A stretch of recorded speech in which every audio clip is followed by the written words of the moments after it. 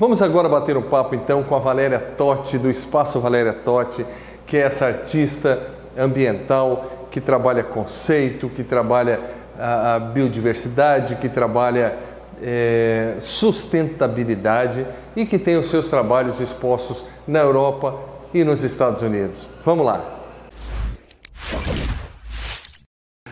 Muito bem, nós estamos aqui no Espaço Valéria Totti, em Ji-Paraná, com a própria Valéria. Olha quanta honra estar com essa mulher maravilhosa, artista conhecida internacionalmente e gente nossa aqui de Rondônia.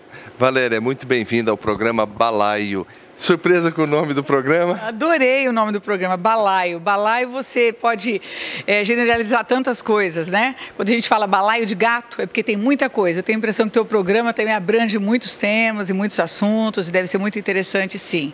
É uma honra para mim estar aqui com você, Janir. E vamos lá, vamos falar um pouquinho da Valéria Totti. Olha só, hoje então, já que é um balaio de gato, né? E de gata também, né? Vamos falar um pouquinho de arte e sustentabilidade e dessa forma que você encontrou de promover a Amazônia através da arte para o mundo. Valéria, hoje você está tendo a arte sua em vários países, América e Europa, é isso? Sim, sim. Depois de 20 anos, estou sendo reconhecida.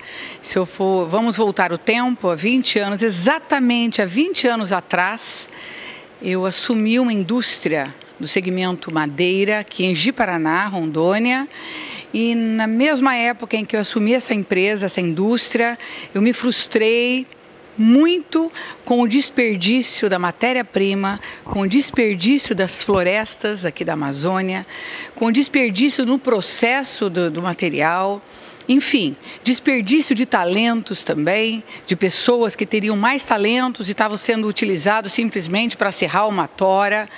E isso me frustrou muito. Na época eu procurei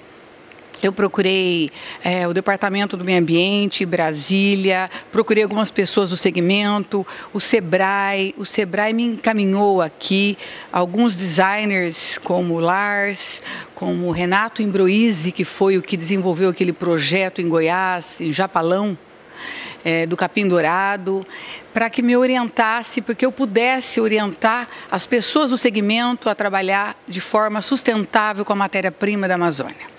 Mas me frustrei, porque o perfil dos empresários desse segmento não era o meu perfil. Não era o perfil que olha para a natureza como eu olho para a natureza.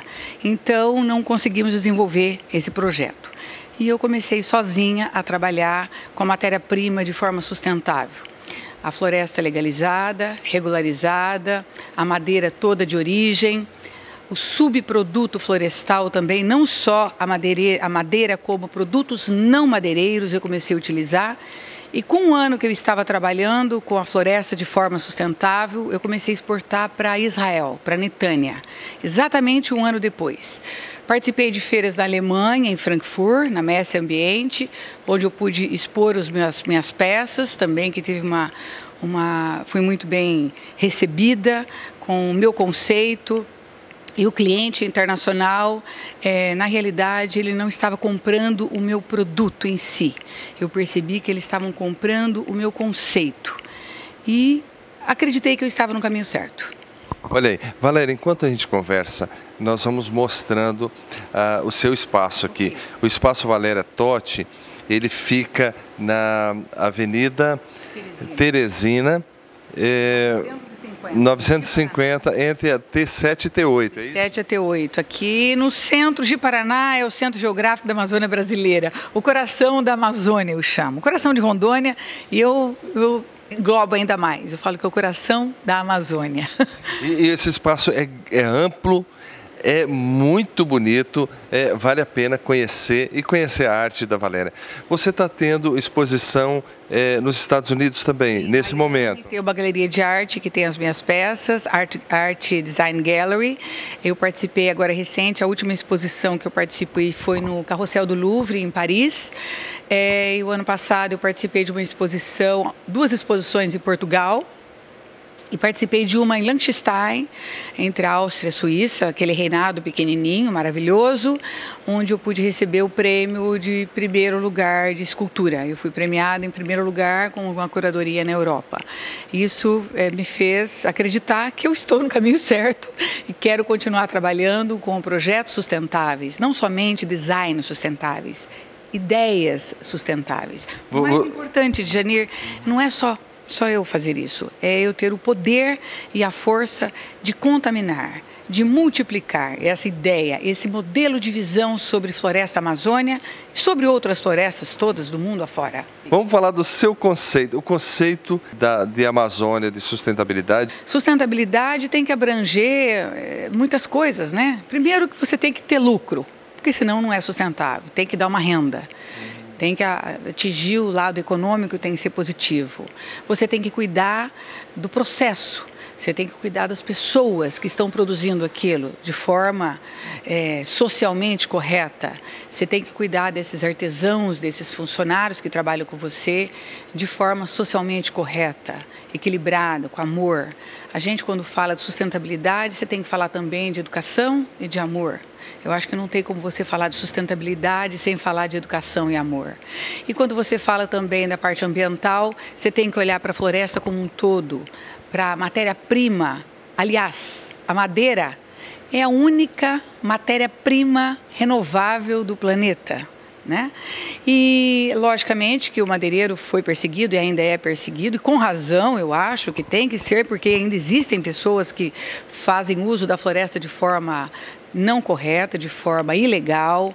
Isso tem que ser, essas pessoas têm que ser abordadas, têm que ser punidas, eu concordo.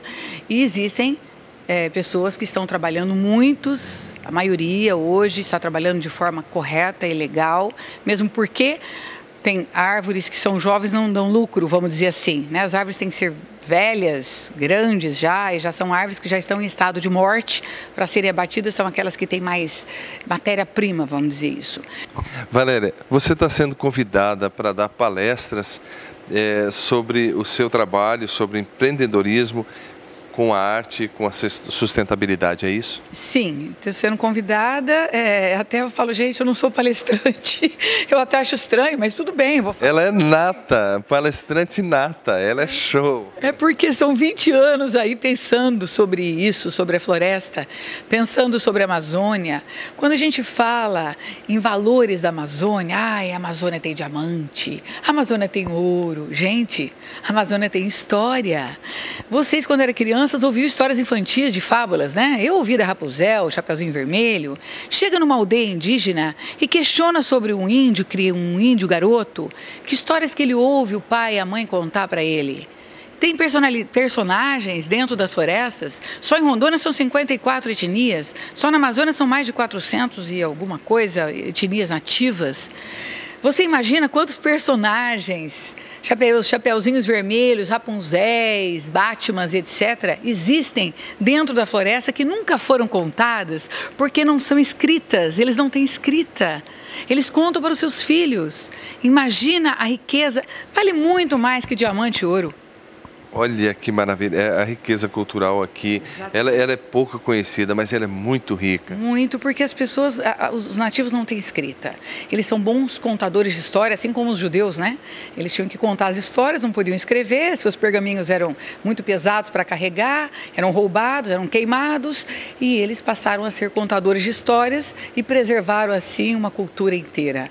Os nativos fazem assim. Por incrível que pareça, eles são bons contadores de histórias. E eles mantêm as suas culturas sem livros escritos, sem bibliotecas, sem universidades. Eles mantêm intactas suas culturas, cada qual com a sua história, com a sua particularidade, com a sua crença, com os seus personagens. Com o tempo, essas histórias vão ser contadas, se Deus quiser. Eu vou relatar uma pequena história que eu ouvi de um amigo meu. O pai dele foi cacique de uma aldeia, de uma etnia Gavião, e a mãe era uma índia de outra etnia Arara. Um dia ele estava aqui comigo, eu falei, conte alguma história que você ouvia quando era criança. Ele contou de um personagem, eu não me lembro o nome, um nome indígena, que eu não consigo repetir o nome dele, que era um personagem muito forte, muito grande, era o melhor caçador da floresta. e ele não entrava nenhuma flecha nele. Ele era tão forte que ninguém conseguia flechar ele. Só que tinha uma coisa, se uma criança escapasse do pai, ele levava essa criança embora e não devolvia mais para o pai. Para quê? Para que essas crianças não saíssem de perto dos pais. Você não ouve história de crianças que vivem nas florestas, indinhos, se perderem de pais. Você não ouviu essa história nunca nenhuma criança se perde de pai. Existem os personagens que foram criados exatamente para proteger essas crianças. Eu achei muito interessante isso. Que legal. É interessante a história da etnia Gaviões, né? Icolém, né? O nome do gavião. Porque, olha só, o Icolém, os gaviões do Arara, é dividido só por um rio. Tá. E do lado de cá, que estão os gaviões, eles são parentes até os Cinta-Largas, lá do Mato Grosso, com Rondônia, ao sul, uns 400 quilômetros, eles são parentes.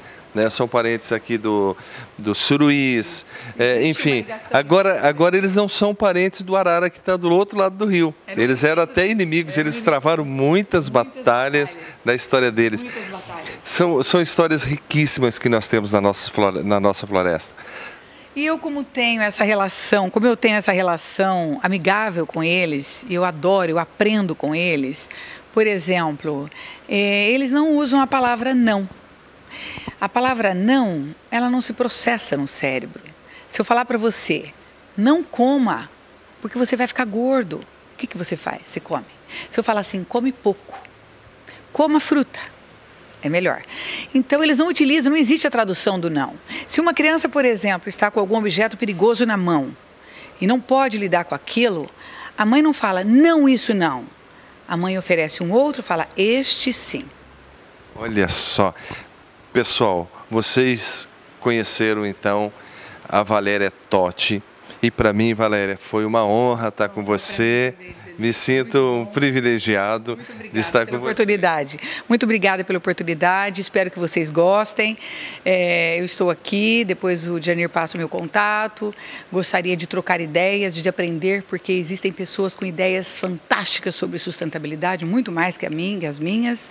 Isso é uma soma e devemos nos engajar com essa ideia, com esse pensamento do bem, com esse pensamento de sustentabilidade, pensar no futuro, nas próximas gerações, nessas crianças que estão aí. Obrigado, Valéria. Durante a exibição desse bate-papo, vocês viram aí as imagens do ateliê Valéria Totti, aqui do espaço, e o telefone para contato, ok? Muito obrigada, gente. Bye, bye. Beijinho. Tchau, tchau. Muito bem, chegamos ao final de mais um programa Balaio e na semana que vem estaremos aqui nesse mesmo horário com novidades para você. E olha só, você pode participar do programa dando sugestões de pauta. Tá aí o meu WhatsApp, entre em contato e dê uma sugestão. Diga, olha, tal lugar é legal, tal coisa que estão fazendo é muito bacana, vale a pena divulgar aí no seu programa. E eu vou atrás e vou fazer a matéria. Tá bom? A entrevista, o bate-papo, o que for que você sugerir e for interessante realmente, eu vou fazer, ok? Participe conosco. Um abraço e até sábado que vem.